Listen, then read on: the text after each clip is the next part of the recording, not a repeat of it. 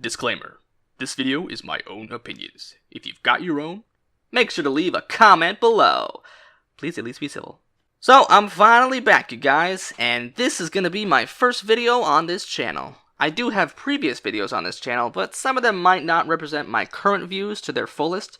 It's been some time, so I've changed a bit, but at some point those videos will get redone, or maybe not. Who knows? New channel, new rules. But alas, let's get to the topic at hand. I'm sure we're all familiar with the topic of the grind. The grind is a theory that's probably been around since the beginning of human history. It's the thorough and persistent practice of, well, practicing. It's that painful struggle everyone must deal with before they can earn the title of master, or something similar. But in this day and age, the grind can encompass other types of activities that pertain more to the art or digital entertainment lifestyle, such as acting, music, YouTube, Twitch, whatever. People will say things like, "Don't worry about the haters," or "Just keep doing what you're doing, and you'll get there." And yes, that type of encouragement is positive, but sometimes that type of encouragement can also be harmful to the individual trying to make it in these fields. The thing that people forget about is that sometimes the grind can erode you. Of course, there are plenty of examples of people who have made it on their own through their own blood, sweat, and tears while they had no money, no support, or had to work 2 other jobs. That doesn't detract from the even bigger number of people who think that all you need to do to get big is just to grind. It's one thing to be a hard worker, but it's another thing to be a smart worker. Someone who is a hard worker will not all the time achieve results just by working hard, especially in these types of fields. Someone who is a smart worker and works on their timing, networking, and other skills that end up working out for them in the end, the grind for them will usually end up paying off. As I have experienced trying to break into YouTube gaming, I have seen lots of people just record or stream games they like and upload them to a channel. While I can agree that these people might not be trying to achieve fame with that, that's most likely just an excuse to fall back on when they realize things aren't really going the way that they plan.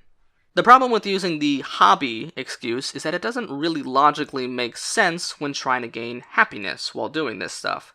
These people will lie to themselves, sadly, that they are happy just making videos and not getting enough attention from them, or spending lots and lots of time and energy into creating these videos, where at most they'll get around 25 views.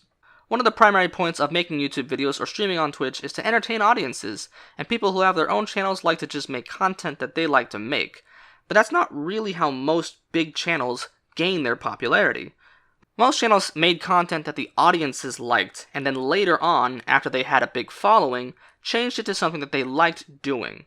2 successful examples of this switch are channels like PewDiePie or Shane Dawson. And for those people who do YouTube just as a hobby, or are still content with their channel after long periods of time and no growth, maybe I just don't understand it, but to me that would put me through an insane amount of depression. It would feel like I was doing something wrong and I need to change it up to get more viewers or something like that.